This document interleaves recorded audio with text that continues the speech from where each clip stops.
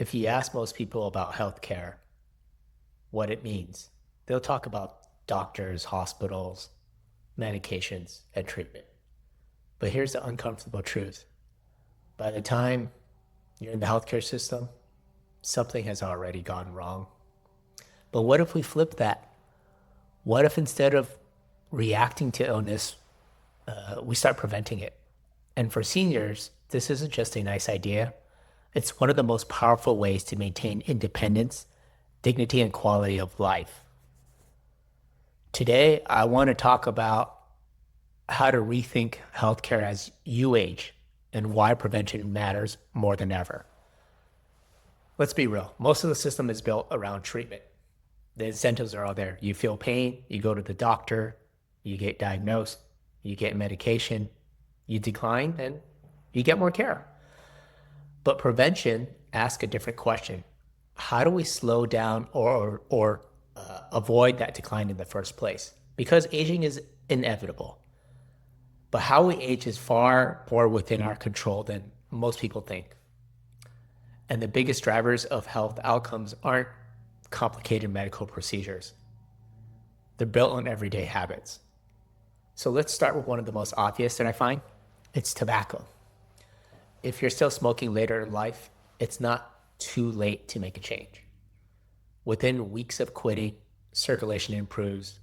Within months, lung function begins to recover. And I think over time, you significantly reduce your risk of heart disease, stroke, and cancer.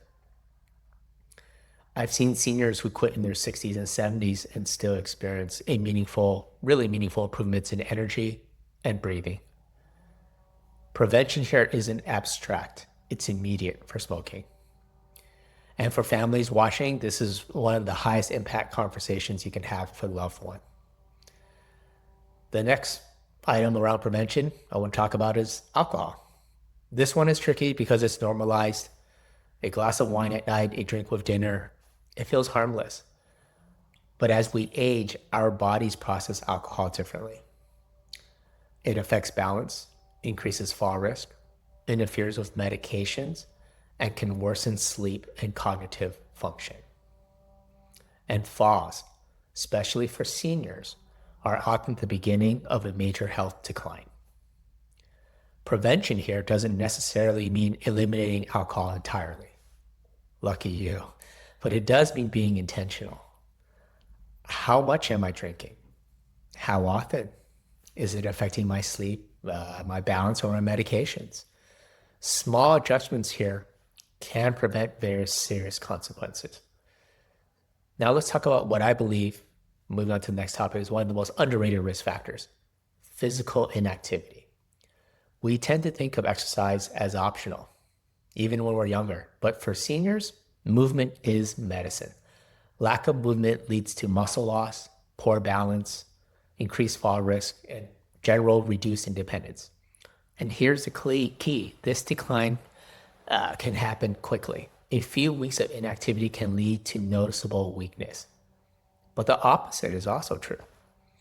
Even light, consistent movement can improve strength, maintain mobility, boost your mood, and extend your independence. Now, we're not talking about running marathons. We're talking about walking, stretching, light strength exercises, even just standing and moving regularly throughout the day instead of sitting on your bed or your couch. The goal is simple: keep the body engaged so it doesn't shut down. So now let's move on to nutrition. This is another area where prevention plays a really massive role. As we age, appetite often decreases, but nutritional needs don't. In fact, they become more important. Poor nutrition can lead to weakness, weakened immune system, slower recovery from illness, and cognitive decline. And one of the biggest issues we see in home care is undernutrition, not overeating. Skipping meals, relying on convenience meals, or just not eating enough protein. So prevention here looks more like regular balanced meals, adequate protein intake, hydration, something many seniors struggle with. Even small improvements like adding a protein source to each meal or drinking more water can have a big impact over time. Again, it's these little habits every day.